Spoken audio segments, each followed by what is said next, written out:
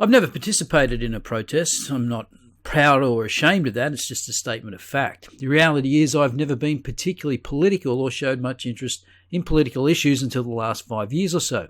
I'd like to return to not caring too much about politics, but since everything in our lives has been politicised and shoved down our throats, I'm not hopeful that that day will come anytime soon. This footage was from Sydney in June of this year as part of the global Black Lives Matter protest in the wake of the death of George Floyd. Now, why were these people protesting in Sydney, thousands of miles from the scene of the crime? Well, let's listen to Patricia Karvelas of Their ABC. We're in the middle of a pandemic and the health advice was crystal clear that mass gatherings were not safe and shouldn't go ahead.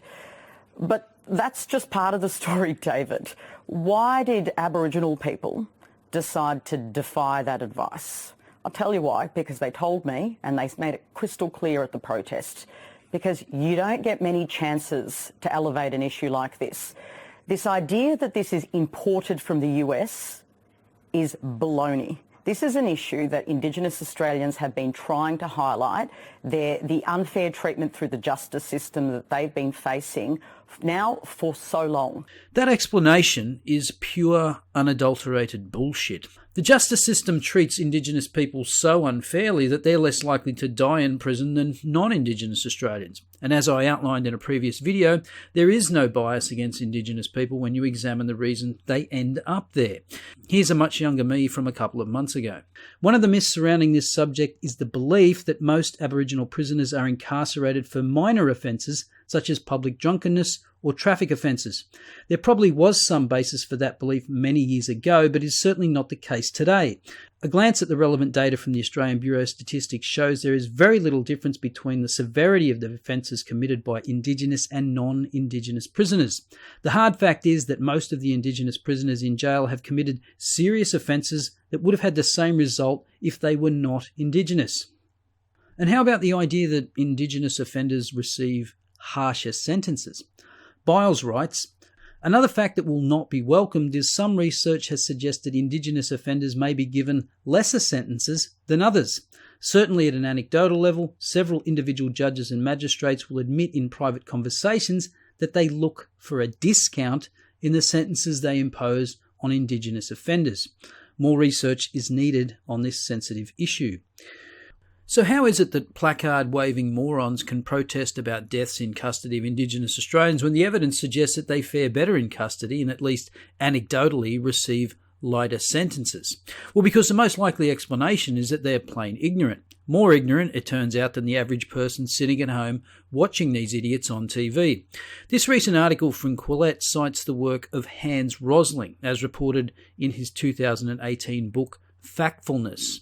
After subjecting more than 10,000 people to knowledge-based questions about the state of the world, the late researcher Hans Rosling found that on average, activists had a less accurate picture than the general public of the very issue to which their activism is devoted. Quoting Rosling, almost every activist I have ever met, whether deliberately or more likely unknowingly, exaggerates the problem to which they have dedicated themselves. Those with the most unrealistically dire and pessimistic view of any issue are those most likely to be motivated to do something about it. As Rosling points out, this makes activists the last people we should go to for an accurate understanding of the cause for which they are campaigning. In his book Factfulness, Rosling gives plenty of examples of this. Here's a question about endangered animals. In 1996, tigers, giant pandas and black rhinos were all listed as endangered. How many of these species are more critically endangered today? A, 2 of them, B, 1 of them, C, none of them. As you can see, in nearly every country, Japan being the exception, almost 90% or more failed to get the correct answer, which is C, none of them. Rosling cites among many causes the negativity instinct, the instinct to notice the bad more than the good. Of course, this goes hand in hand with selective media reporting. If it bleeds, it leads. The media is absolutely woeful when it comes to objectivity or putting an event in perspective. Why is it that a black man shot by police makes national news and sparks protest, and a white man shot in the same circumstances barely rates a mention? Also, activists have a hard time admitting that there's been any progress in the world. The murder rates for Australian women is at its lowest level on record and half of what it was 30 years ago, and yet on the rare occasion that a woman is murdered, You'd swear women were under never-ending threat of being stalked and killed in the street.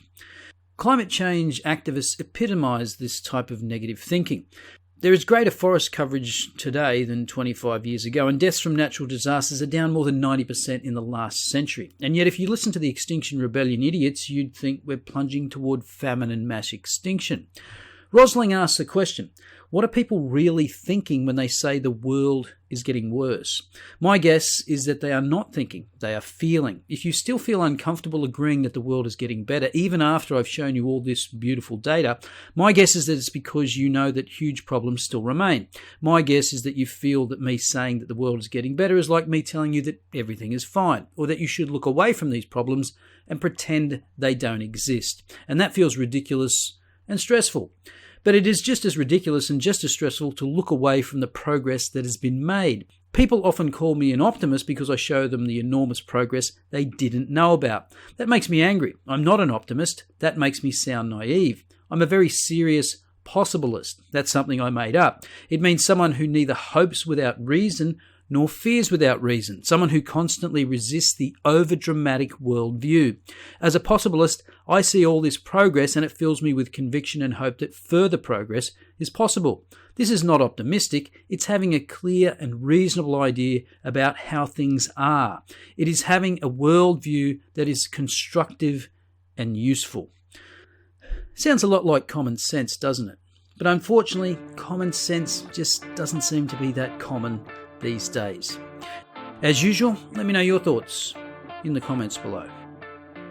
I'll see you next time.